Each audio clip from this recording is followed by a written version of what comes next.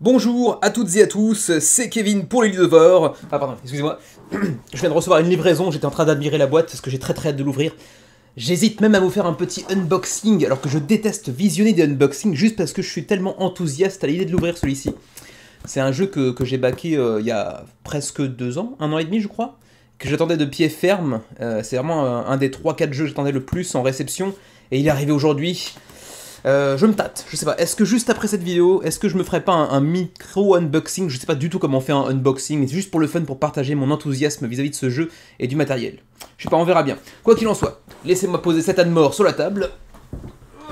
Voilà, c'est fait. Du coup, rebonjour, c'est Kevin pour les Ludovores.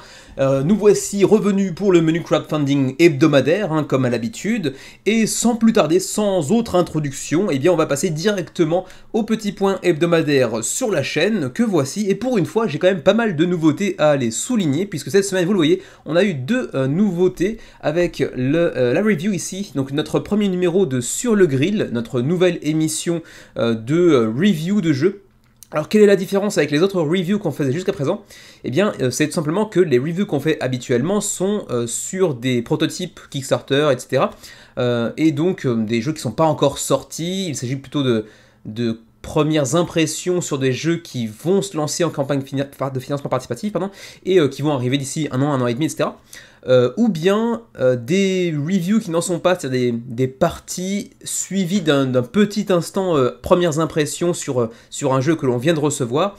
Mais là, en fait, on s'attaque simplement à nos 2 ludothèques respectives. Xavier et moi-même, on avait décidé en fait de faire maintenant un nouveau segment, un nouveau format qui vous propose en fait des reviews, cette fois-ci pour le coup, des critiques de jeux que l'on a dans notre ludothèque. Et tout simplement, on va prendre des jeux selon notre humeur, sans ordre particulier, de préférence ou de chronologie d'ailleurs, et on va vous les présenter en vous disant ce qu'on en pense, avec un peu le même format habituel ceci dit, à savoir ce qui nous a beaucoup plu dans ce jeu, ce qui nous a moins plu et ce qui pourrait vous déplaire potentiellement. Donc ça respecte le même format habituel, mais c'est une approche un petit peu différente de jeux qu'on a dans notre ludothèque déjà depuis certains temps. Et puis également, on a aussi le 2e épisode de notre Sur le pouce 3, donc Xavier avait fait le sien il y a une semaine ici, donc sur le sujet des influenceurs, des reviews, etc.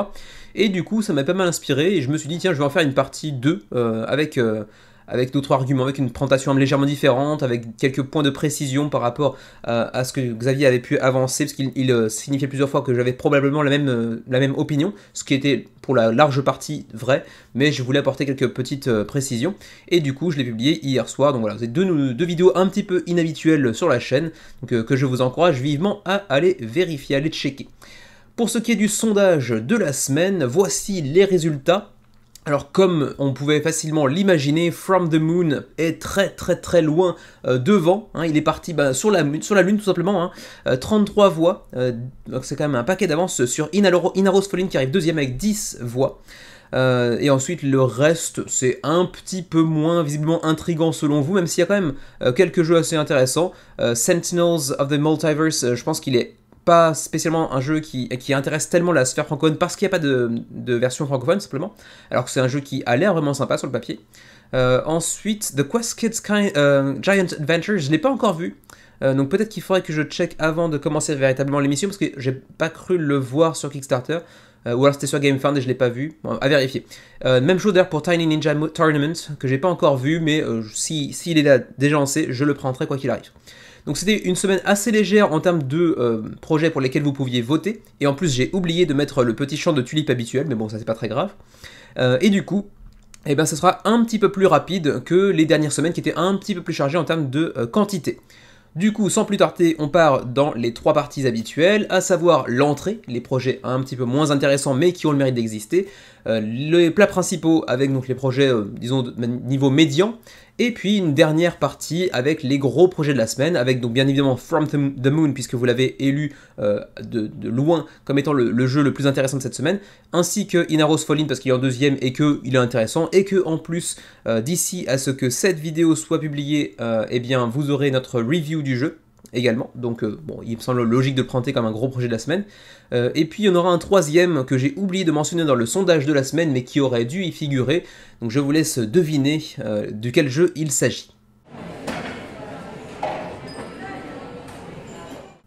On commence avec The Score, qui est un petit jeu assez atypique. C'est un petit peu à mi-chemin entre le RPG et le jeu de société. Vous allez avoir quelques cartes, 18 cartes et 18 minutes pour faire une partie dans laquelle eh bien, vous allez en fait tout simplement narrer, avec les différents personnages que vous aurez pu recevoir en début de partie, le braquage du siècle en gros. Donc vous aurez des petites compétences un peu particulières et vous devrez en fait tout simplement construire une narration autour du braquage du siècle que vous aurez réussi à convertir avec votre talent particulier, avec votre équipe autour de vous. C'est un jeu qui est assez atypique, vraiment c'est pas très loin du RPG mais avec un format hyper court, hein, même moins de 20 minutes. Donc à voir, je sais pas, c'est pas tellement un jeu dont je suis le public, hein, typiquement, mais si vous êtes amateur de RPG et que bon l'anglais ne vous fait pas peur, au pire vous pouvez juste vous contenter de comprendre ce qui est écrit sur les cartes, mais le jouer en français, c'est pas un problème non plus. Ça pourrait être un jeu relativement intéressant. Quoi qu'il en soit, pour l'instant, 300 contributeurs, 6574 € d'engrangés, c'est pas encore tout à fait financé, mais ça devrait pouvoir se faire à 9 jours de la fin de la campagne, et donc c'est pour 13 ans et plus, 1 à 6 joueurs, on peut même y jouer en solo, après tout, pourquoi pas, et c'est pour 25 $. Voilà donc pour The Score. On continue avec un petit détour du côté de chez Game on Tabletop, on en parle souvent ces derniers temps, avec la nouvelle campagne de Kamigami Battles qui nous vient de Japanime Games et sa branche francophone visiblement. Et donc comme d'habitude c'est sur Game on Tabletop en français, toutes les informations sont disponibles en français, donc à vous de voir si vous êtes amateur de ce genre de jeu avec une approche de direction artistique très orientée manga japonais, hein, bien évidemment, en même temps ça s'appelle Kamigami Battles, c'est pas pour rien. Il y a énormément de contenu à aller se procurer éventuellement pour ceux que ça pourrait intéresser. Je suis pas du tout le public, mais bon après tout, je pense que ça pourrait en se dire plus d'un, ne serait-ce que par l'aspect visuel qui est plutôt assez sympa, assez bien réalisé pour tous ceux qui sont amateurs du genre bien évidemment. Pour l'instant, ceci vous le voyez, hein, ça se porte pas très bien avec seulement 11 backers et 2711 € d'engrangés. On n'a même pas encore financé, mais il reste ceci dit 14 jours avant la fin de la campagne pour Kamigami Battles. On continue tout de suite avec Exit Strategy, un petit jeu très familial pour 8 ans et plus, pour 2 à 6 joueurs et pour des parties d'environ 20 minutes, dans lequel eh bien, vous allez construire des labyrinthes et chercher aussi à vous en échapper au fur et à mesure de la partie. C'est pour l'instant un succès très modeste, mais c'est financé, hein, 40 contributeurs pour 2400 € d'engrangés, 14 jours avant la fin de la campagne. Ça propose pas un matériel de fou non plus, hein, faut être honnête, c'est pas joli, mais ça peut être assez fun en famille. C'est un premier jeu accessible à mon avis qui pourrait séduire certains petits enfants par exemple, à voir. Je sais pas à quel point c'est fun, mais la création au fur et à mesure de la partie d'un labyrinthe pour faire en sorte que nous on puisse s'en échapper mais que les autres ne le puissent pas, ça peut être assez marrant. Il peut y avoir des petits coups de traître assez fun dans le jeu, à voir. Vous me direz ce que vous en pensez. Pour ce qui est du niveau de pledge, j'arrive pas à retrouver ça tout de suite, donc on va passer directement ici. Donc on est sur du 5 $ australiens, donc 4 € pour du cut and play, donc autrement dit un PDF hein, uniquement. Si vous voulez la version physique, c'est 38 € pour la single box, et ensuite vous avez même une deluxe box avec des, comment dirais-je, de l'acrylique pour remplacer certains trucs, etc. Bref, un petit peu de deluxification là-dedans, pour 76 €. Ça fait un petit peu cher à mon avis pour un jeu qui ne possède absolument aucune direction artistique, ça aussi dit. Hein.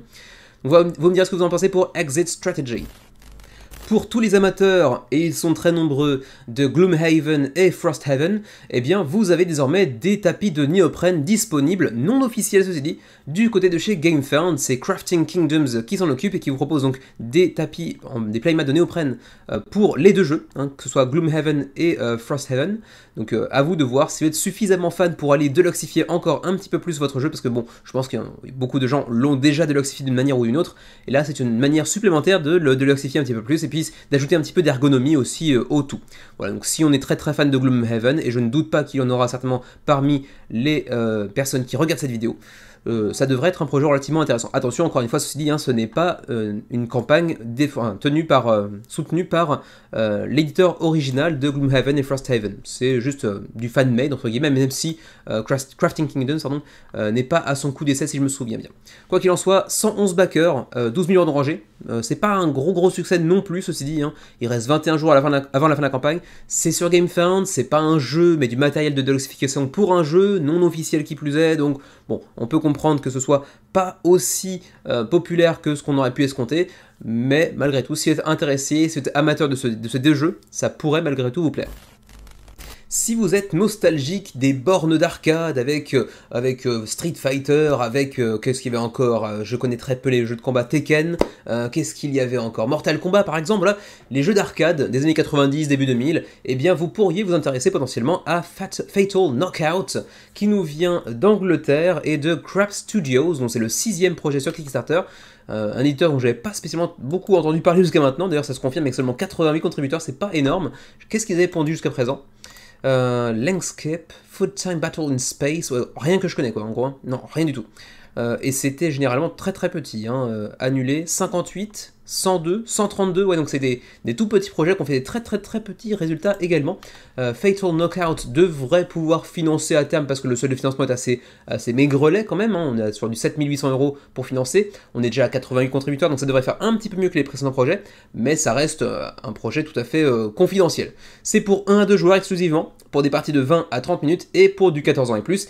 Et comme j'ai dit tout à l'heure, hein, en parlant des bornes d'arcade, des jeux de combat à la Tekken et la Street Fighter, c'est un jeu où vous allez vous foutre sur la tronche un petit peu à la manière des jeux de cette époque, avec la boîte qui se transforme en plateau de jeu aussi, ce qui est plutôt ingénieux, ce qui est plutôt sympa. C'est pas les premiers à le faire, mais c'est plutôt cool. L'ADA, bon, faut apprécier, je suis pas un grand fan, mais ça a son petit charme, même si ça fait quand même très amateur. Et donc on aura des différents personnages qui auront un petit peu d'asymétrie aussi entre eux, qui pourront débloquer certaines attaques. Il y aura bien évidemment un aspect intéressant de déplacement sur la frise que vous voyez ici pour pouvoir être apporté ou s'écarter du combat, etc. Donc ça peut être assez sympa. Vous voyez ici quelques petites spécificités de chacun des combattants qui seront disponibles dans ce jeu. Voilà pour Fatal Knockout, et juste pour avoir une petite idée du prix également, le pledge, c'est 41 $, c'est quand même pas donné, parce que c'est des petits standees en carton assez classiques. Bon, après les cartes sont pas magnifiques non plus, les petits tokens classiques, bon ça me semble être un poil cher pour ce que ça propose, mais bon, vous me direz ce que vous en pensez. Voilà donc pour Fatal Knockout, 80 contributeurs pour l'instant, 4500 € d'engrangés, mais c'est pas encore financé, on est un peu plus de la moitié, ça devrait quand même pouvoir se faire. Avis aux amateurs de Take That, de petites alliances momentanées, de trahison, de petits coups de traître, Cake of Doom, si vous parlez anglais, pourrait être pour vous. C'est un petit jeu assez simple, avec une DA aussi simple d'ailleurs, hein. Pour 15 à 30 minutes la partie, 3 à 6 joueurs, 8 ans et plus, c'est très familial, très accessible. Pour l'instant, ça n'engrange pas beaucoup de contributeurs ni de financement, mais en même temps, le projet vient d'être lancé il y a 1h30 au moment où moi je m'enregistre. Donc d'ici là, d'ici à ce que vous voyez cette vidéo sur YouTube, elle aura peut-être financé cette campagne après tout, je ne sais pas. Quoi qu'il en soit, il faut être quand même assez fan de la direction artistique qui est certes très accessible, très familiale, très grand public, mais qui m'attire pas du tout en fait, pour être tout à fait honnête, hein. Quoi qu'il en soit, si vous êtes intéressé par un bon petit jeu de Take That avec un petit côté un petit peu mignon qui mélange aussi pas mal d'images de bouffe, avec des aliens dans tous les sens, bon, c'est un petit peu bizarre. D'ailleurs, il y a même un Xavier, vous le voyez ici, un Xavier l'explorateur. Xavier, si tu nous regardes. Donc ça pourrait éventuellement vous tenter, un petit jeu de traître, de Take That, etc. Pour l'instant, 32 contributeurs, pas de version francophone de toute façon. On passe assez rapidement sur Cake of Doom, mais quand même, juste par acquis de conscience, le prix pour une copie de base, c'est 23 € pour le pledge de Novice Baker. Voilà donc pour ce qui est de Cake of Doom. Voici un nouveau jeu de trivia, donc typiquement les jeux à la Trivial Pursuit comme son nom l'indique, intitulé What's That One, un petit jeu qui vous propose d'avoir dans chaque carte plusieurs propositions pour essayer de vous faire vous rappeler en fait d'un titre de film, d'un acteur, d'un personnage de fiction, etc. Malheureusement, un jeu de trivia qui ne dispose pas d'une version francophone, ça devrait pas attirer grand monde sur la chaîne, mais bon, quand même, il a l'air d'être relativement marrant, il a une approche un petit peu différente de ce qu'on a pu voir par le passé dans les jeux de trivia. Ici, par exemple, typiquement, quel est ce film? Alors, Where Unusually Sized Earthworms Torment a Small Town, dans lequel des sortes de gros vers de terre de taille géante tourmentent une ville, une petite ville, par exemple. Vous avez différents indices qui vont être égrenés au fur et à mesure que le temps passe, et vous aurez aussi des petits indices. Ici par exemple, c'est une comédie horrifique des années 90, avec le mot de clé vibration, le mot clé pogo stick, etc., etc. Bref, ça peut être assez sympa, si vous êtes amateur de ce genre de jeu trivia un petit peu ambiance également, mais ceci dit, pas de version francophone pour l'instant à se mettre sous la dent. 70 contributeurs, 2400 € d'engrangés, ça devrait pouvoir financer, mais est-ce que c'est vraiment pour la sphère francophone? En l'état, pas du tout. On verra bien, je pense pas que ce soit un jeu qui un jour verra le jeu en français, mais bon, sait-on jamais. Pour l'instant, vous avez un Early Bird à 19 €, et puis la copie de base sans le Early Bird est à 24. Voilà pour ce qui est de What's That One. Autre projet qui pour l'instant fait pas frémir Kickstarter ni la tulipe, il s'agit de Mandala Mind, The Card Game, un petit jeu de puzzle coopératif pour 1 à 2 joueurs, donc vous pouvez le jouer en solo ou en coop à 2 joueurs, un jeu très abstrait, hein, essentiellement composé de cartes, c'est pour actuellement 22 contributeurs, le jeu de l'année visiblement, 602 €, donc c'est financé, parce qu'il fallait seulement 568 € pour espérer financer, c'est donc le cas désormais, même si c'est tout sauf un grand succès, hein. 28 jours avant la fin de la campagne ceci dit. C'est le premier projet de Alex Beers de Green Gourd Games, et ça prend environ 20 à 30 minutes pour une partie. Voilà, c'est plutôt charmant visuellement, hein, c'est vrai que ça présente plutôt bien, sans être non plus un jeu qui vient casser 3 pattes à un canard finlandais de prime abord, hein, visuellement c'est pas non plus extraordinaire, mais c'est plutôt joli. Donc à voir si vous êtes partant pour un petit jeu de puzzle coopératif pour 2 joueurs, ça peut toujours être assez sympa, ça se joue assez rapidement qui plus est, et puis c'est vraiment un projet Kickstarter typique, hein, donc un projet qui a besoin vraiment de passer par Kickstarter pour être financé, comme c'est de moins en moins le cas, même si on voit souvent de ce genre de petits jeux. Pas de version francophone ceci dit, mais vous l'avez vu, il y a quand même très peu de texte, et quand c'est le cas, c'est quasiment transparent, adjacent, inactif, colonne, bon, il n'y a pas besoin d'avoir fait anglais jusqu'à un master d'anglais pour pouvoir réussir à comprendre ce qui est écrit sur les cartes. Reste à savoir si les règles sont aussi compréhensibles. Voilà donc pour Mandala Mind, et c'était également le dernier projet de cette première partie de vidéo des entrées. On passe maintenant aux plats principaux.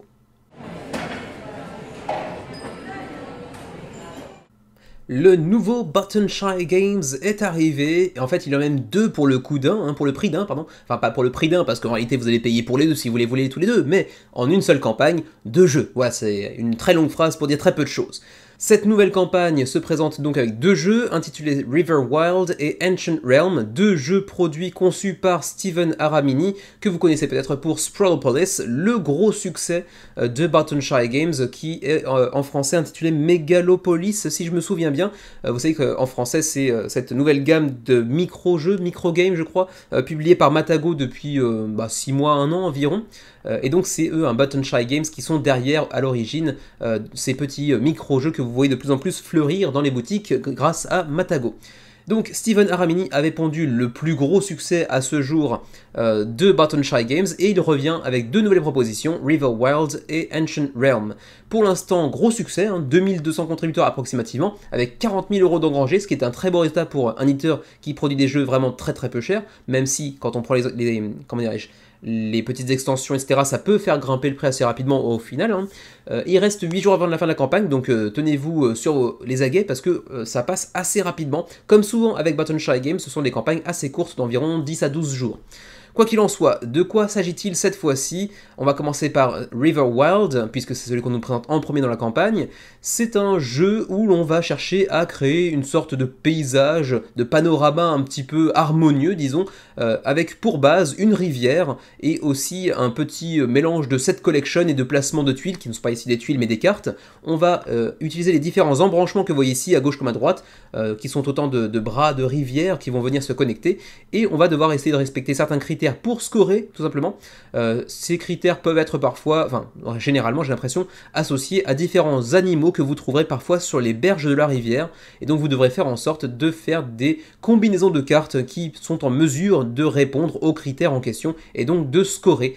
Et comme d'habitude pour Button Shy Games, c'est 18 cartes exclusivement. C'est toujours des jeux avec très peu de matériel, toujours 18 cartes, plus les extensions qui vont venir enrichir le tout pour aller jusqu'à 24, 25, 26 cartes par exemple, mais là-bas c'est toujours du 18 cartes, et trouver des jeux avec autant de richesse de gameplay que possible, avec très peu de matériel, c'est vraiment un exercice de style que ces campagnes de Button Shy Games.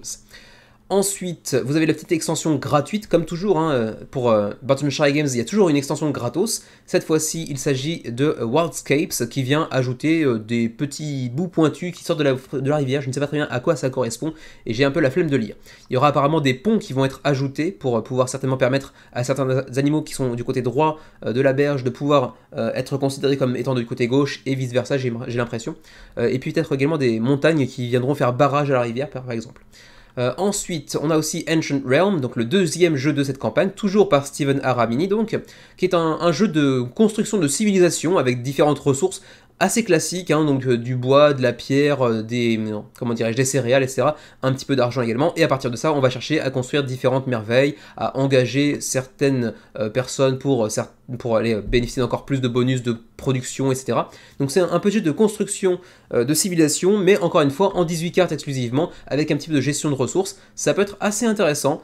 Ça fait longtemps que je me suis pas suffisamment intéressé aux dernières nouveautés de Baton Shy Games.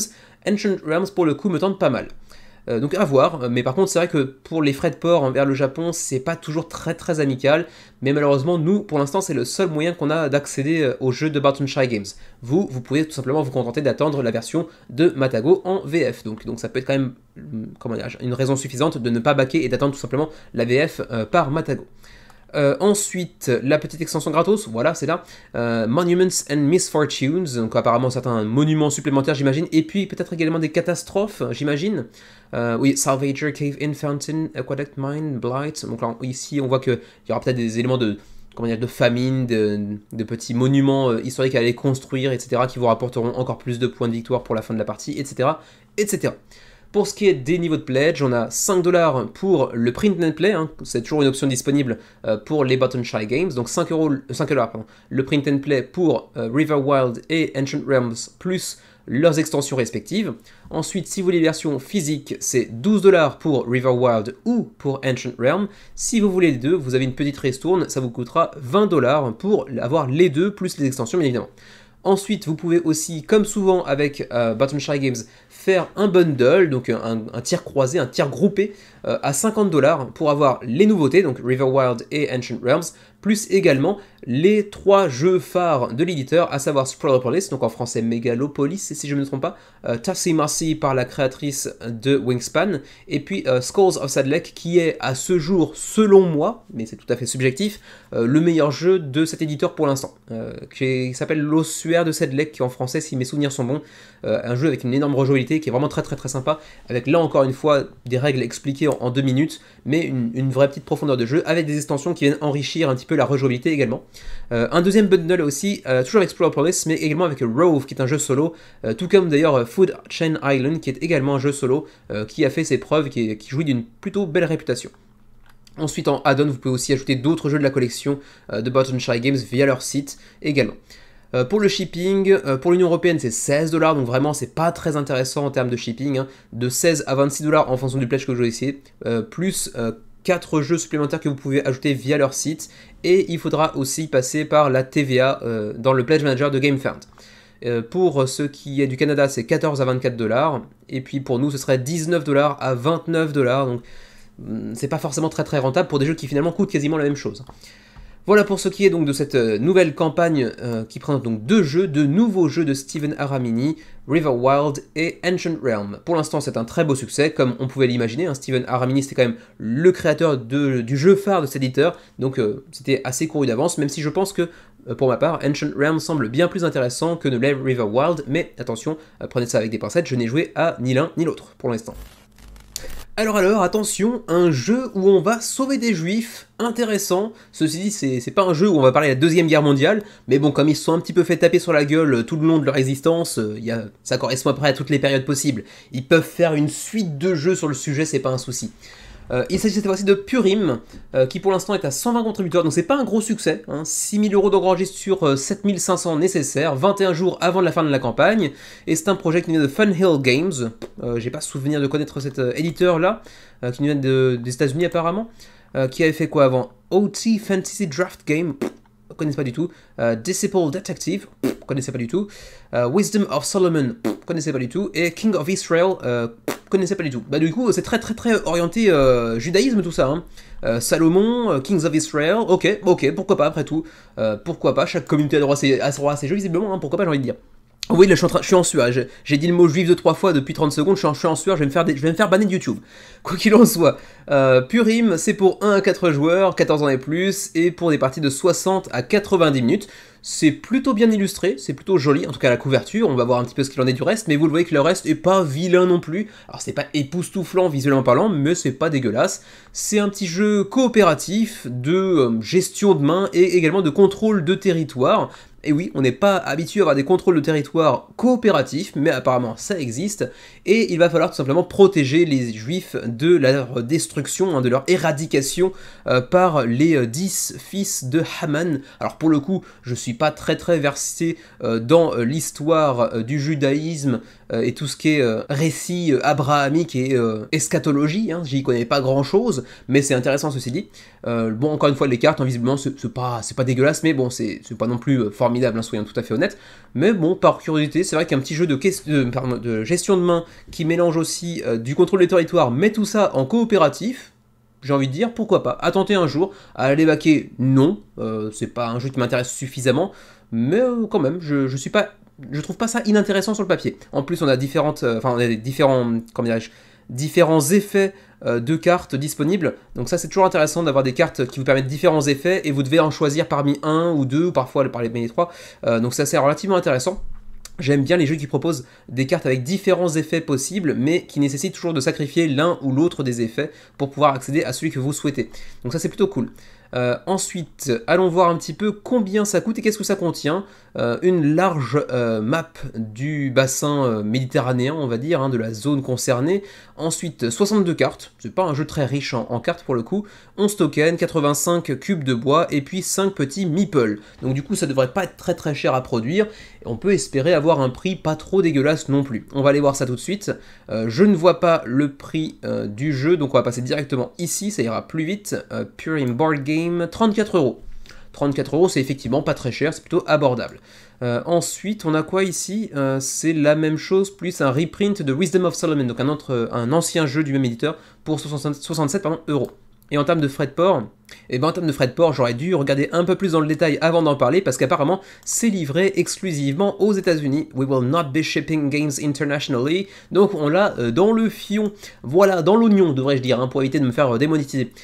Bah voilà, écoutez, c'est Purim, dommage, pas de livraison pour la France, mais bon, si jamais vous visionnez cette vidéo et que vous êtes résident des États-Unis, eh bien, vous pouvez potentiellement mettre la main dessus. 119 contributeurs 21 jours avant la campagne, combien se sont fait avoir, juste par curiosité? Quelques-uns quand même, hein. 2 en Nouvelle-Zélande, 2 au Royaume-Uni, 1 au Brésil, Israël bien entendu, il fallait qu'il y ait un en Ouganda. Il est perdu, qu'est-ce qui se passe? Bon, après tout, pourquoi pas. Voilà pour Purim. On continue avec un détour du côté de chez BackerKit avec Sentinels of the Multiverse Disparation Expansion, donc une nouvelle extension à Sentinels of the Multiverse, un jeu qui est déjà très riche, qui je crois ne possède pas encore de version francophone, et c'est bien dommage parce que c'est un jeu qui jouit d'une plutôt belle réputation avec une très bonne note moyenne sur BGG. Et ça se confirme avec cette nouvelle extension, pourtant du côté de chez BackerKit, donc pas Kickstarter, pas avec la force de frappe de Kickstarter, mais quand même 3354 backers, 27 jours avant la fin de la campagne, et 275 000 € d'engrangés, $, pardon.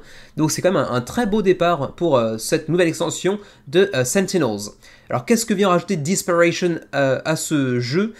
Pour le coup, je ne saurais pas très bien vous dire, parce que je connais assez mal au final Sentinels of the Multiverse, même si j'avais déjà parlé du jeu pour sa précédente campagne, même les 2 précédentes campagnes si je me souviens bien, parce qu'on avait fait la version définitive, puis l'extension qui l'avait suivi, et maintenant Disparation, donc c'est la 3e fois qu'on parle de ce jeu sur le menu crowdfunding en l'espace de 2 ans.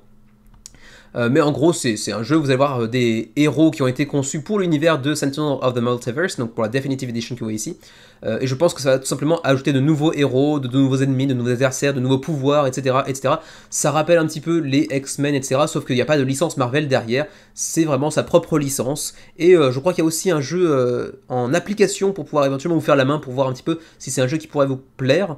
En tout cas, dans l'univers de Sentinels of the Multiverse, est-ce que c'est le même que cette Definitive Edition, etc. Là, par contre, je ne suis pas en mesure de vous le dire. Mais quoi qu'il en soit, vous allez avoir encore plus de modularité, encore plus de profondeur de gameplay et de rejouabilité. Et bien entendu, l'occasion de mettre la main sur le jeu de base et la précédente extension aussi. Le pledge de base est à 50 $ pour Disparation, plus apparemment des Foil Cards, donc des cartes avec surbrillance, un petit peu l'effet holographique. Et pour 150 $, vous avez le All-In qui vous permet de mettre la main sur le jeu de base, plus Rook City Renegades, donc l'extension dont on avait parlé l'année dernière, et puis donc cette nouvelle extension Disparation. Donc le All-In pour 150 $.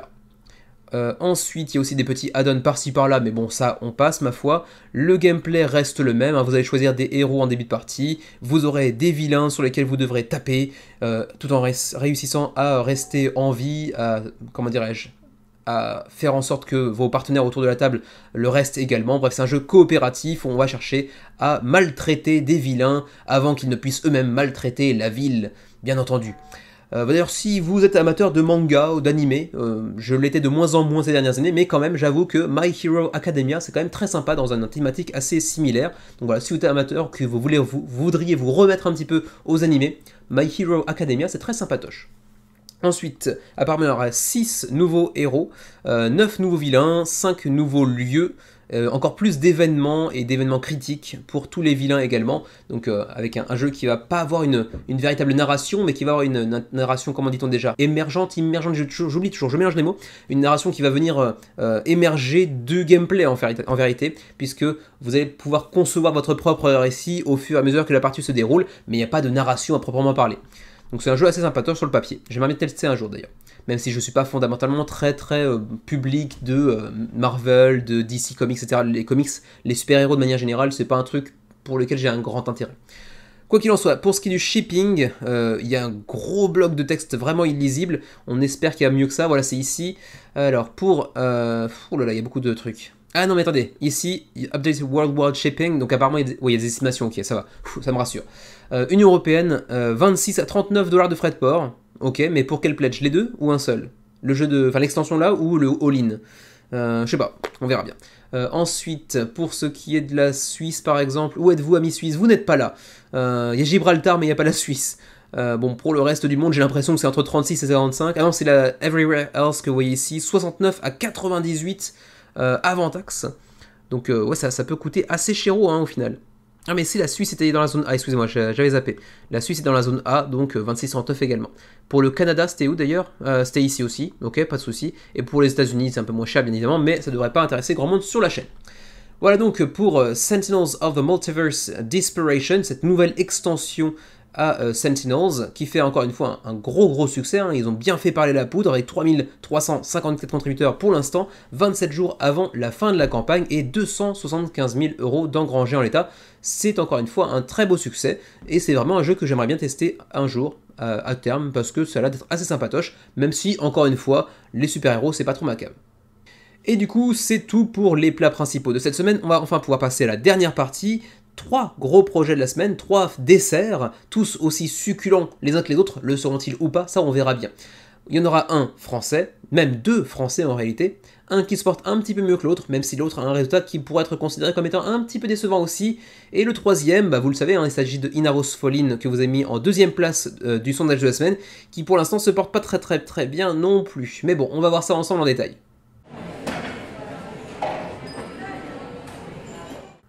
Bon, j'entame cette 3e et dernière partie du menu crowdfunding un jour après la 2e partie, hein, parce que, bon voilà, pour une raison simple de manque de temps en fait, hein, et vous allez potentiellement entendre des enfants qui jouent à côté dans la rue, donc si c'est le cas, j'en suis désolé, normalement ça devrait pouvoir aller, mon micro est normalement suffisamment performant pour ne pas pouvoir entendre les enfants qui jouent à côté, mais bon, sait-on jamais.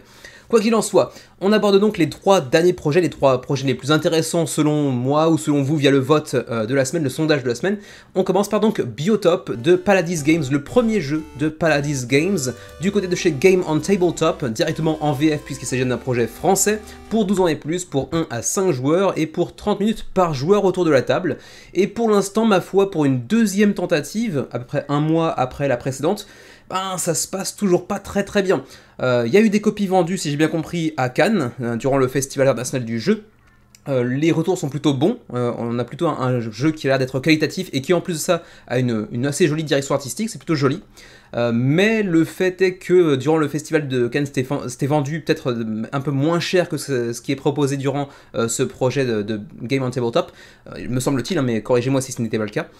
Et en plus de ça, il faudra attendre plusieurs mois avant que la production se termine et donc pouvoir être livré pour ce jeu qui est donc Biotop, alors que certains peuvent déjà y jouer via l'acquisition d'une copie durant le festival de Cannes. Donc ça peut être plusieurs raisons qui pourraient mettre en avant l'échec pour l'instant relatif de Biotop. Relatif parce que pour l'instant on est quand même à 102 backers, ce qui n'est pas ridicule non plus, on est quand même à 7000 € d'engrangés, 23% de seuil de financement, c'est assez bas.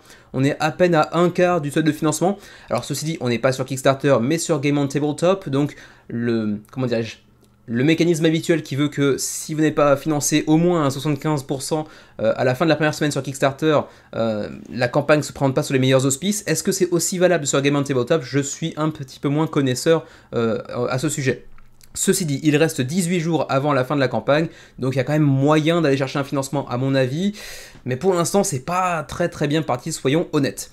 Pour ce qui est de la campagne elle-même, hein, comme toujours sur Game on Tabletop, c'est directement en français, donc vous avez le moyen de parcourir la campagne par vous-même et de découvrir si le jeu est potentiellement un jeu qui pourrait vous séduire, vous et votre groupe de joueurs. C'est un jeu qui, comme c'est écrit ici grâce à Miss Meeple BG, est un jeu initié. Attention, on pourrait être amené à penser que c'est un jeu relativement familial, il n'en est rien, c'est un jeu plutôt tourné vers l'initié, qui tourne autour de 3 mécaniques: le contrôle de territoire, le backbuilding, donc là, l'enrichissement d'un sac dans lequel on va aller piocher des jetons, et puis le engine building, donc la construction de moteurs. Donc attention, ce n'est pas un jeu aussi simple qu'il ne pourrait laisser penser via sa boîte, hein, ses illustrations de départ.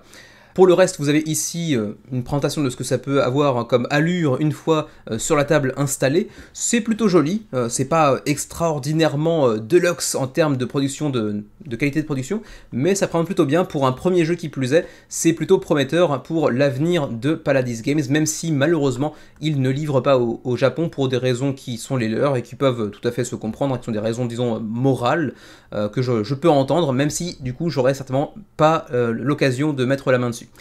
Quoi qu'il en soit, contenu exclusif de la campagne, on a quelques petites exclusivités par-ci par-là qui sont certes un petit encouragement à aller backer durant la campagne plutôt que d'attendre une potentielle sortie boutique, mais est-ce que c'est bien suffisant? On aura apparemment un visuel un petit peu différent, exclusif sur la boîte. Bon, ça c'est pas en soi quelque chose de très intéressant.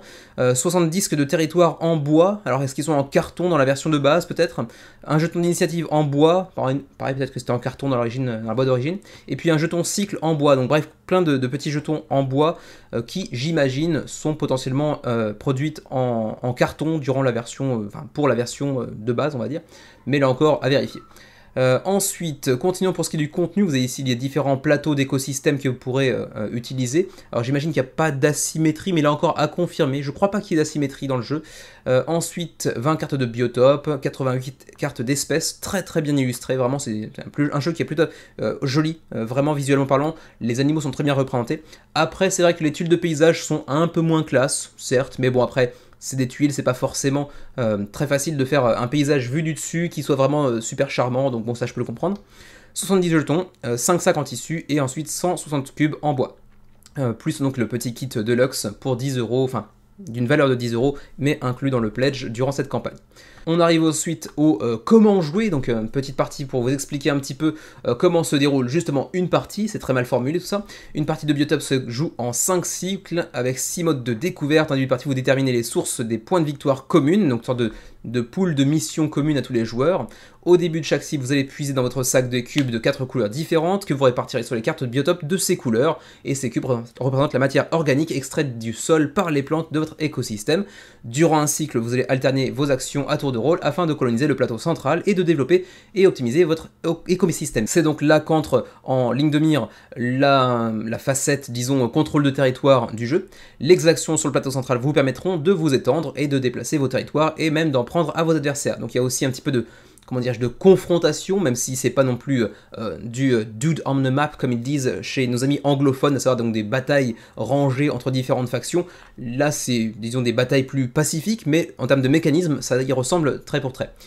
Ensuite, les actions au sein de votre écosystème vous permettront de jouer des cartes espèces animales, de les nourrir en leur transférant des ressources produites par vos plantes et de les faire se reproduire afin de faire prospérer votre écosystème. Ça, c'est de ce point de vue-là assez intéressant aussi, sachant que pour optimiser au mieux vos cycles à venir, il vous faudra aussi piocher de nouvelles cartes pour faire face à de nouvelles situations et ainsi de suite. Bref, vous avez le livret de règles disponible ici, directement en français bien évidemment, donc c'est l'occasion aussi de voir si le jeu a potentiellement ce qu'il vous faut pour entrer dans votre ludothèque et vous plaire. Vous avez aussi différentes règles, enfin différentes vidéo-règles, pardon, disponibles durant la campagne. Ici, j'ai oublié le nom de la chaîne, c'était quoi déjà? Le renard ludique, si je me souviens bien. Les recettes ludiques également, qui en a fait une présentation. Ensuite, on continue pour les achats optionnels avec ici le puzzle à 23 €. Bon, ça n'a pas de grand intérêt en termes de gameplay, hein, ça n'a aucune relation véritable avec le jeu, si ce n'est les illustrations et la thématique bien évidemment. Et puis le kit Deluxe que vous pouvez aussi prendre en add-on, même s'il est fourni dans la campagne, je vois pas très bien l'intérêt, si ce n'est potentiellement le fournir à quelqu'un qui l'aurait déjà acheté sur le festival par exemple. Ensuite, pour ce qui est des frais de port, hein, comment ça se passe? France-Belgique, donc 6 à 7 euros pour la France, 9 à 10 euros pour la Belgique. Ensuite, pour le reste de l'Europe, ça dépendra un petit peu du pays dans lequel vous vivez. C'est livré également au Canada pour 29 à 31 euros, c'est quand même très très cher en termes de frais de port. Malheureusement pour nous au Japon, bah non, c'est long. La date de livraison est estimée à fin mai 2023, donc ça veut dire que théoriquement, la production a déjà commencé, j'imagine en tout cas, parce que s'ils veulent tenir leur délai, s'ils commencent la production après la fin de la campagne, ça risque d'être un peu ric-rac. Voilà, c'est après tout pour ce premier projet de Paladis Games, qui est plutôt charmant visuellement parlant, hein, Biotop, très joli jeu, qui semble avoir de belles promesses de gameplay également, mais pour l'instant ça marche pas très très fort, soyons honnêtes. On enchaîne tout de suite avec Inaros Fallen qui, pour l'instant, se prend un petit peu une claque du côté de chez Kickstarter, avec seulement 200 contributeurs et 11 500 € d'engrangés sur 20 000 nécessaires. C'est un petit peu décevant, c'est un jeu que, personnellement, je voyais atteindre les 1000 ou 1500 contributeurs en fin de campagne, et pour l'instant, c'est pas tellement le chemin que ça prend. Pourtant, c'est un jeu intéressant, c'est un jeu assez novateur qui a une proposition véritablement intéressante en termes de gameplay. Il reste encore suffisamment de temps pour aller chercher le financement, certes, mais je sais pas si on atteindra les 1000 à ce rythme-là. Pour l'instant, ça semble un petit peu mal parti, d'autant plus qu'on sait que à la fin de la première semaine, si vous êtes, comment dirais-je, si vous n'avez pas maxé un petit peu votre campagne en atteignant au moins les 75% du seuil de financement, c'est un petit peu compliqué par la suite. Mais bon, on verra, il y a encore un peu d'espoir, on verra bien comment ça se passe. Donc Inaros Fallen, bon, je vous le dis tout de go, parce que de toute façon, on est dimanche lorsque vous verrez cette vidéo, dimanche ou plus tard dans la semaine d'ailleurs, et notre vidéo aura été postée le samedi, donc vous l'aurez certainement peut-être déjà vu, certainement peut-être, ça veut pas dire grand-chose, vous l'aurez peut-être déjà vu, on a une review en ligne sur la chaîne pour Inaros Fallen, qui a été postée un petit peu tard, parce que bon, il y avait une sorte de calendrier à respecter pour les sorties de vidéos de review de l'éditeur, qu'on a respecté en le postant donc un petit peu plus tard, qui était un petit peu long, pour être très honnête, c'est pas notre meilleure review, hein. Je crois qu'on s'est un petit peu laissé emmener par notre élan, on a fait une review un petit peu trop longue à mon goût, mais bon, c'est pas grave, on a essayé de respecter notre modèle habituel, à savoir les points positifs, les points que l'on peut considérer comme étant négatifs et les points que vous pourriez être amenés à considérer comme étant négatifs. Mais pour résumer un peu le tout, c'est un jeu stratégique d'exploration, de contrôle de territoire et de confrontation, mais pas exclusivement de confrontation bien évidemment, même si la couverture peut le laisser se penser, parce qu'on voit deux mages qui se foutent sur la tronche, mais ce n'est pas exclusivement un jeu de confrontation. C'est un jeu qui est aussi hautement modulable, puisqu'on va avoir différents niveaux de complexité. On va commencer avec le niveau 1 qui est relativement simple et facile à prendre en main, puis on va aller jusqu'à niveau 3, 4, 5 même si on prend l'extension, et qui va venir ajouter de petits mécanismes supplémentaires, comme ici on le voit avec le niveau 2, qui vient ajouter une facette de contrôle des territoires un petit peu plus poussée, et également de, comment dire, de déplacement un petit peu facilité, ou même complexifié, qu'on peut hautement moduler en fonction des tuiles qu'on va choisir de poser à tel ou tel emplacement, pour aller faciliter nos déplacements, ou bloquer un petit peu ceux de l'adversaire par exemple. Au-delà de ça, ça vient mêler également différents mécanismes en plus de ceux que j'ai déjà mentionnés, parce qu'il y aura aussi de la gestion de ressources assez poussée, sachant que les ressources pourront être utilisées durant les combats, durant des phases de contrôle de l'adversaire, mais également pour aller scorer des points sur les petits mécanismes que vous voyez ici en bas à gauche de ce plateau par exemple. Donc c'est un jeu qui vient mêler plein de trucs, avec donc du contrôle du territoire, des combats, des interactions dans tous les sens. C'est également un jeu dans lequel vous aurez des scénarios qu'on n'a pas pu tester de notre côté, mais qui seront bien présents dans la copie finale du jeu. C'est pour 1 à 4 joueurs, même si c'est plutôt pour 1 à 2 joueurs véritablement, mais il y aura un mode par équipe si mes souvenirs sont bons. Est-ce que c'était via l'extension ou via le jeu de base directement, je ne sais plus ça par contre. Et avec donc un système d'interaction assez intéressant et original. C'est pour 2 ans et plus, et c'est pour des parties d'environ 60 minutes, mais si je pense que ce sera aussi fonction des modules qu'on choisira d'utiliser ou non. Je pense que vous pourrez vous en tirer assez rapidement pour des parties de 40-45 minutes si on se contente des premiers niveaux de complexité, et au fur et à mesure qu'on va ajouter un petit peu de complexité avec les modules supplémentaires, on va potentiellement aller allonger un petit peu les parties également. Vous voyez aussi que le jeu propose une direction artistique plutôt charmante, c'est plutôt très joli. La production est plutôt bonne également, hein, même si nous on était cantonné à un prototype bien évidemment. Peut-être que le jeu aura une production encore améliorée d'ici à ce que la production soit terminée. Mais en tout cas, en l'état, c'était plutôt bien produit, avec également des miniatures qui, pour le coup, elles, sont un petit peu moins quali selon mes critères personnels, mais en même temps, il s'agissait de miniatures sur lesquelles on va apposer des masques, et donc c'est un type de miniature un petit peu particulier. Est-ce que elles aussi seront améliorées entre-temps? Là, je ne suis pas en mesure de vous le dire. Quoi qu'il en soit, rapidement, pour aller résumer un petit peu le gameplay, un petit peu, hein, on va d'abord avoir plusieurs actions durant une phase de Deeds, ici, qui vous seront donc disponibles, à savoir piocher 5 cartes, vous aurez une main limite de 10, et elles seront donc utiles pour les combats, mais également pour les déplacements de votre personnage. Ensuite, vous pourrez choisir justement de jouer des cartes pour aller augmenter votre valeur de dés qui sera importante notamment pour les déplacements de votre personnage également. Vous pourrez donc les utiliser pour augmenter le dé pour ensuite vous déplacer, c'est l'action, la troisième action que vous voyez ici, déplacer votre personnage en fonction des différents objectifs que vous pouvez avoir, également des tuiles qui seront déjà placées qui vous permettront de vous déplacer plus ou moins vite. Ensuite, prendre le contrôle d'un lieu magique qui nécessitera parfois certains prérequis, mais qui seront aussi au centre du gameplay, parce que si vous réussissez à en accumuler 6 sur votre plateau individuel, vous mettrez fin à la partie, et vous pourrez aussi prendre des cristaux qui s'y trouvent, vous pourrez appliquer certains effets de tuiles, etc. Donc c'est relativement intéressant de ce point de vue-là. Ensuite, on a une phase de fate, donc de destin. On va pouvoir activer certaines tuiles, certains lieux magiques, on pourra aussi conquérir les lieux magiques en question. On pourra ensuite faire des combats justement avec un système de tir à la corde si l'on veut, où on va justement utiliser les cartes que l'on a vues tout à l'heure pour aller influencer l'issue du combat, ainsi que les dés de combat qui sont prévus à cet effet en dépensant des cristaux. Donc un système de combat assez intéressant, même si personnellement c'est pas la facette que j'ai préférée dans le jeu, mais pour ce qui est de ce que j'ai apprécié ou non, je vous renvoie plutôt à la review qu'on en a fait avec Xavier. Ensuite, on peut aussi evoke ou evolve, donc invoquer de nouveaux personnages ou faire évoluer un personnage de base vers un niveau de chaman qui lui permettra des actions supplémentaires, notamment le combat qui n'est accessible qu'au chaman. Aussi, on a une phase de cantrips qui pourra nous permettre d'utiliser les tuiles rouges qui sont un petit peu particulières et qui sont destructibles. À chaque fois qu'on va les utiliser, elles vont petit à petit se départir de leur intérêt en fait au fur et à mesure. Ensuite on a le focus qui est là encore une fois une option totalement facultative qui vous permettra de transformer les différents cristaux en votre possession en points de victoire. Et puis ensuite, on va arriver à un territoire que je connais un petit peu moins bien, à savoir l'extension Dark Adventures, que je n'ai pas eu le temps de tester malheureusement, mais qui vient ajouter encore deux niveaux de complexité supplémentaires, ainsi que le mode solo si je me souviens bien, et puis également les modes par équipe jusqu'à 4 joueurs, ainsi que de nouvelles miniatures, cette fois-ci de couleur noire pour le mode solo.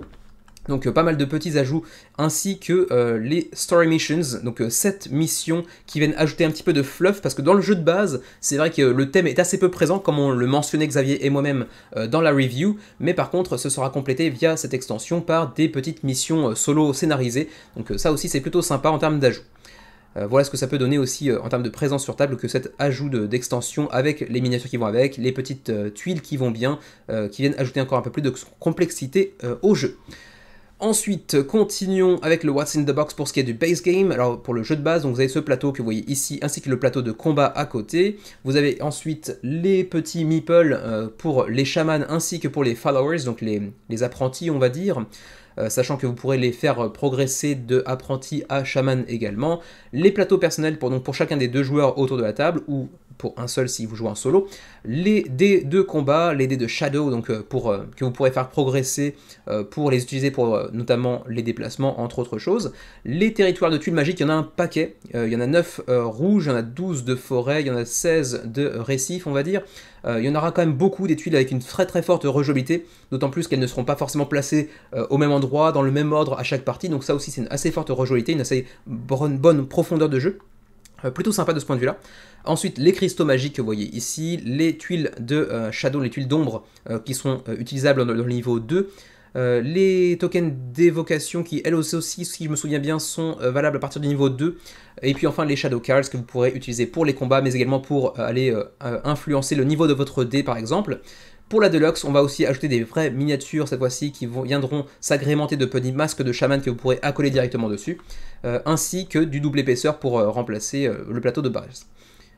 Pour le reste, l'extension, vous voyez un petit peu ce à quoi ça ressemble également, mais je ne vais pas passer trop de temps là-dessus puisque je n'ai pas pu mettre la main dessus. J'avais le prototype pour l'extension aussi, mais je n'ai pas eu le temps d'y jouer. Ensuite, pour les niveaux de pledge, d'abord le Early Bird, ne vous en inquiétez pas, le Early Bird est déjà fini, donc c'était les 48 premières heures, donc c'est déjà terminé, donc vous n'aurez plus moyen d'en bénéficier. Mais bon, au final c'était juste une plaquette de stickers, ce qui n'est pas fondamentalement très intéressant. Ensuite, passons au niveau de pledge avec le niveau de base que vous voyez ici à 36 €. Donc c'est plutôt raisonnable pour le contenu, hein, pour la version standard ceci dit. Si vous voulez la version Deluxe, ça reste relativement abordable malgré tout avec 49 €, donc pour le pledge Follower. Ensuite, on a à 54 € le niveau Guardian qui vous propose le jeu de base plus l'extension, mais toujours dans leur version standard. Et si vous voulez la Deluxe pour les deux, donc extension plus jeu de base, c'est 68 €. Donc ça reste relativement honnête en termes de prix pour ce qui est de cette version Deluxe. Ensuite, on va continuer avec ici un petit point sur les règles qui sont désormais disponibles en anglais, mais également en italien, mais pas encore en français pour le moment. On continue ensuite avec quelques-unes des vidéos qui sont disponibles en l'état, avec par exemple ici notre compère Nyx qui en a fait une review également, et puis j'imagine que lorsque vous verrez cette vidéo, peut-être que notre vidéo aura été ajoutée en dessous de celle de Nyx par exemple. Il y aura certainement d'autres vidéos qui seront amenées à être postées au fur et à mesure de la campagne. Il me semble qu'il y a aussi l'école du jeu qui en a fait une, mais qu'on ne voit pas encore ici pour l'instant, j'ai l'impression. Ensuite, continuons, la livraison est prévue pour février 2024, alors bon, vous prenez toujours ça avec des pincettes, hein. On est sur Kickstarter, on n'est pas à l'abri de quelques mois de retard, mais en l'état, c'est prévu pour février 2024. Pour le shipping, en France, on est à 10 € de frais de port pour le jeu, même si vous prenez l'extension, c'est la même chose. Il en va de même pour le Benelux, hein, donc la Belgique également, 10 €. Pour les pays situés en Europe mais ne faisant pas partie de l'Union Européenne, donc typiquement la Suisse par exemple, c'est plutôt 17 € de frais de port. Ensuite pour le Canada c'est 16 à 17, et pour nous qui sommes au Japon, 24 à 27 de frais de port. Sachant que la TVA sera ajoutée également dans le Pledge Manager, donc il faudra sortir un petit billet supplémentaire également, mais ça vous avez un petit peu l'habitude maintenant. Et ma foi, je crois que c'est à peu près tout pour ce qui est de la présentation de Inaros Fall, un projet qui pour l'instant se porte pas aussi bien que je l'aurais espéré. Je pensais vraiment que le jeu ferait un petit peu mieux que ça. Est-ce que le jeu ira jusqu'au bout de la campagne, ou est-ce qu'ils prendront le pli de annuler la campagne pour revenir quelques mois après avec peut-être une communication un peu plus agressive, dirons-nous, sur les réseaux? Ça, ma foi, on verra bien d'ici les 20 jours qui nous séparent de la fin de la campagne. Voilà donc pour Inaros Fall. Et on termine cette semaine avec le nouveau projet de la boîte de jeu, hein, l'éditeur français de confiance, hein, s'il en est, parce que vraiment c'est un des seuls sur Kickstarter qui réussit à livrer avant même la date prévue, donc c'est quand même assez rare pour être souligné. C'est le 11e projet de la boîte de jeu, après certains comme par exemple It's a Wonderful World, It's a Wonderful Kingdom également, mais également Malia l'année dernière, même si c'était en partenariat avec 4 univers pour le coup, Daimyo, qui a fait peut-être un petit peu moins parler que It's a Wonderful World, vous connaissez peut-être aussi Netatanka par exemple, bref, pas mal de jeux avec toujours cette vraie qualité de communication et le respect des délais de livraison également, donc vraiment un éditeur sur lequel on peut compter. Et qui nous revient donc avec From the Moon, son nouveau projet, donc bien évidemment disponible en version francophone, hein, ça va de soi, mais il faut quand même le dire, qui pour l'instant fait pas un résultat aussi intéressant qu'on aurait pu l'imaginer. La boîte de jeu, c'est généralement un éditeur qui fait des beaux scores, ça fait partie des éditeurs français qui font des très beaux scores sur Kickstarter, et pour le coup, en fin de première semaine, moins de 1000 contributeurs, c'est assez décevant pour le coup. C'est un jeu qui m'a fait vivre un micro-ascenseur émotionnel, dans le sens où j'ai d'abord visionné la vidéo de review de Nyx, qui m'a plutôt hypé pour le coup. Il avait été plutôt dithyrambique, et je comprends pourquoi, parce que les mécanismes ont l'air vraiment très chouettes. C'est un jeu qui a l'air vraiment très sympa, pour 1-4 joueurs, 14 ans et plus, 30 minutes par joueur autour de la table, mais j'en ai vu une autre aussi, par Yoel de First Player, alors sur lesquels nos goûts s'alignent un peu moins qu'avec Nyx en général. J'ai plutôt tendance à avoir des goûts très similaires à ceux de Nyx plutôt qu'avec ceux de Yoel, mais quand même il avait l'air de dire que le gameplay pouvait être très sympa, mais que le jeu était très froid et ne lui laissait pas de souvenirs impérissables, on va dire. Donc ça m'a un tout petit peu refroidi, donc j'attends de voir ce que ça peut donner, parce que en l'état c'est vrai que pour le coup je pense que ce qui peut expliquer aussi le semi-échec, c'est pas un échec du tout, mais disons le manque d'intérêt par rapport à ce que moi j'imaginais voir en fin de première semaine, peut s'expliquer potentiellement aussi par le manque d'attrait véritable durant la campagne. Je vois pas de choses, d'arguments vraiment qui me poussent à backer durant la campagne plutôt que à attendre tout simplement la sortie en boutique, tout simplement. Alors, Passons au-delà de ça pour l'instant, on va passer sur les highlights, donc sur ce qui est mis en avant durant la campagne, à savoir ici les miniatures avec le worker crafting. On va pouvoir aller recruter de nouveaux workers au cours du jeu, sachant que les rovers que vous voyez ici vont pouvoir être customisés, être modifiés, être améliorés via les ouvriers que vous allez choisir d'y ajouter. Donc il y aura apparemment plus de 83 combinaisons de possibles, donc ça c'est assez sympa de ce point de vue-là. Ensuite on aura du développement stratégique avec 5 différents types d'actions, et vous voyez bien sûr toujours la grande qualité de production des jeux de LBDJ avec les plateaux double épaisseur que vous voyez ici. Ensuite, le setup qui sera toujours différent. Le setup, c'est la mise en place, pour ceux qui n'aiment pas forcément les anglicismes, c'est la mise en place qui sera différente à chaque partie, et donc ça vient vous offrir pas mal de rejouabilité dans ce sens. Donc ça c'est plutôt cool également. Et puis on aura aussi des factions légèrement asymétriques, là encore un peu plus de profondeur de gameplay. On va être amené à vouloir tenter de jouer avec chacune des factions, voir quelles sont les combinaisons les plus propices pour tel ou tel type de faction et leur profil affilié. Ensuite, continuons avec le How to Play rapidement, avec le Craft Your Crew. Donc on va pouvoir, sur les rovers, ajouter différents types d'ouvriers pour chercher à faire différents types de factions, optimiser tel ou tel type de faction également, avec donc pas mal de combinaisons possibles. Ensuite, on va pouvoir envoyer nos rovers en question d'un lieu à un autre pour pouvoir en tirer des ressources par exemple. Ensuite, on pourra aussi gérer notre propre base pour aller, eh bien, tout simplement ajouter des tuiles sur les côtés de nos plateaux personnels pour eh bien, développer notre moteur, on va dire, hein, avec notamment des greenhouses, avec des différents buildings, différents bâtiments que l'on va pouvoir construire, différents laboratoires pour aller optimiser nos actions par la suite. Et puis ensuite, on aura aussi la phase d'énergie où on pourra chercher à obtenir plus d'énergie ou à nous en départir pour pouvoir eh bien, accomplir encore plus d'actions. Ensuite, pour en revenir brièvement au thème, parce que c'est vrai que du coup même moi je me laisse prendre au, comment dirais-je, à l'aspect thématique assez froide et distante, parce qu'il y a vraiment une thématique derrière, c'est de sauver l'humanité à partir de la Lune, on va prendre la Lune comme base pour ensuite se projeter vers les planètes plus lointaines, vers lesquelles l'humanité cherchera refuge. Et donc à terme il faudra compléter certaines missions pour réussir à sauver l'humanité.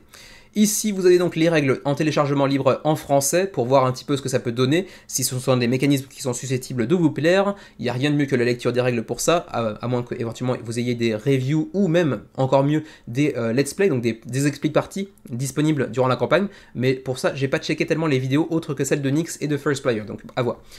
Ensuite, qu'y a-t-il dans la boîte? D'abord, le prix du pledge de base, vous le voyez ici, est à 65 €. Avec tous les composants que vous voyez ici, donc les plateaux double épaisseur notamment pour chacun des joueurs, les plateaux de mission, les tuiles que vous voyez ici, avec toujours du matos de très bonne qualité, là-dessus il n'y a pas vraiment de souci à se faire. La boîte de jeu fait généralement du très beau boulot en termes de qualité de production. Ensuite, les rovers, les miniatures qui vont avec, qui sont plutôt très bien détaillées, plutôt jolies. Continuons ensuite avec les différents plateaux de factions, donc un petit peu asymétriques comme j'ai dit tout à l'heure. Les stretch goals qui vont venir s'enrichir, enfin qui vont venir enrichir le projet au fur et à mesure, avec quelques petites exclusivités par-ci par-là, comme ici la faction Ghosts, qui sera une exclusivité Kickstarter, tout comme la faction des scientifiques par exemple. Donc il y aura certes quelques petites exclusivités par-ci par-là, mais est-ce que c'est suffisamment conséquent pour justifier un back plutôt que l'attente d'une livraison en boutique?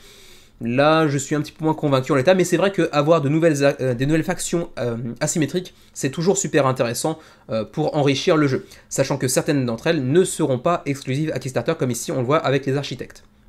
Ensuite, continuons avec quelques reviews. On va directement aller chercher les reviews en français, bien évidemment, avec celle de Nyx que vous voyez ici, qui vous parlera du jeu avec le module TTS, le module de Tabletop Simulator. Donc ce sera à mi-chemin entre la review et l'expli party, on va dire. Donc c'est certainement votre meilleure source d'information, avec celle de Un Monde de Jeu que vous voyez ici, directement avec Benoît de la boîte de jeu, donc qui vous présenteront le jeu en détail. Ensuite, on va passer à la suite de leur campagne avec le shipping, donc les frais de port, avec comme toujours la boîte de jeu des frais de port vraiment très sympa, puisque pour le Canada, vous aurez 20 € de frais de port, puisqu'ils prennent en compte, enfin, ils prennent en charge pour eux la TVA, donc ça c'est plutôt très cool de leur part. Pour l'Europe, c'est vraiment très abordable, puisque pour la France, mais également pour la Belgique par exemple, on sera à 7 € de frais de port. Ensuite, pour ce qui est de la Suisse, 17 €, toujours un petit peu plus cher pour la Suisse, hein, bien évidemment.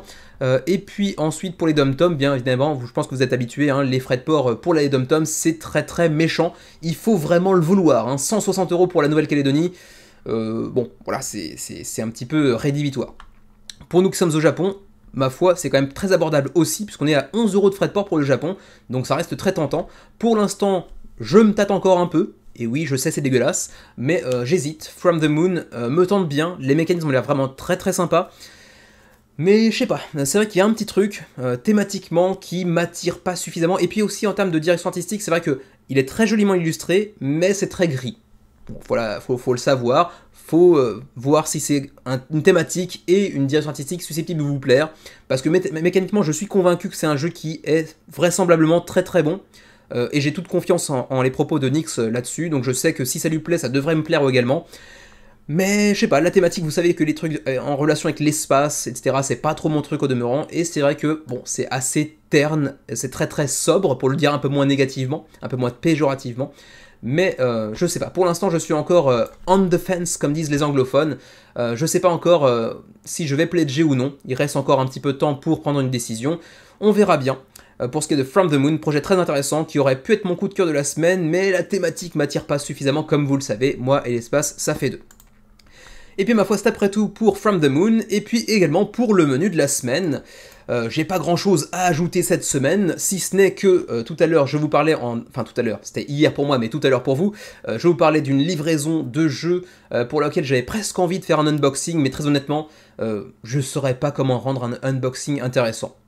Je sais que c'est un contenu qui est assez apprécié sur YouTube, mais j'avoue que je comprends pas très bien l'intérêt des unboxings. Du coup, j'en ferai pas, parce que j'ai la flemme en plus de chercher un concept de unboxing qui pourrait être amusant à regarder, y compris pour moi, alors que je suis vraiment pas le profil de personnes regardant des vidéos d'unboxing, donc j'en ferai pas. Mais quand même, je vais vous appâter en vous montrant quand même au moins la boîte. Donc voilà, attendez une seconde, que je chope la grosse boîte d'ailleurs. Et que je fais tomber bien évidemment parce que voilà, c'est plus classe. Il s'agit de Scarface 1920 que j'attendais avec grande impatience, campagne qui avait eu lieu il y a 1 an et demi, 2 ans je crois approximativement, et je l'attendais avec grande impatience. Il est arrivé hier avec des game trays, avec des miniatures, avec même, et attention c'est rare pour moi, des sleeves. Je n'ai jamais sleevé un jeu, alors là je sens que je vais recevoir une pluie de caillasse, mais ouais, je sleeve jamais mes jeux, contrairement à Xavier qui sleeve jusqu'à CD, hein, plus ou moins. Là j'ai du coup un paquet de sleeves parce que c'était inclus dans le pledge en fait, simplement. En réalité je m'en fous un petit peu, et en réalité j'ai la flemme je pense de tout sleever. Je pense que je vais le faire parce que bon, faudrait pas que ça serve à rien, mais honnêtement, je m'en fous un petit peu. J'ai pris aussi les jetons Deluxe en plastique plutôt qu'en carton, et j'ai même la tunasse en plastique. Voilà, les petits billets de plastique que vous voyez ici avec les différentes valeurs, donc 50 $, 1 $, etc. En plastique également. Donc j'ai fait un petit peu de la deluxification malgré tout. J'ai très hâte de le tester. Malheureusement, Xavier part en France d'ici 1 semaine et demie. Je sais pas si d'ici là on aura le temps de le tester. Mais au pire, il y a un solo également que j'ai. Donc je vais me faire plaisir durant la semaine et demie de vacances que j'ai bientôt. Quoi qu'il en soit, on vous en fera certainement un retour dans quelques temps, probablement pas avant mai, parce que le temps que Xavier parte en France, qu'il revienne, qu'on fasse une ou deux parties pour vous en parler, peut-être même une explay partie, je sais pas, on verra bien, mais on en reparlera quoi qu'il arrive bientôt. D'ici là, écoutez, portez-vous bien, jouez bien, et à la prochaine.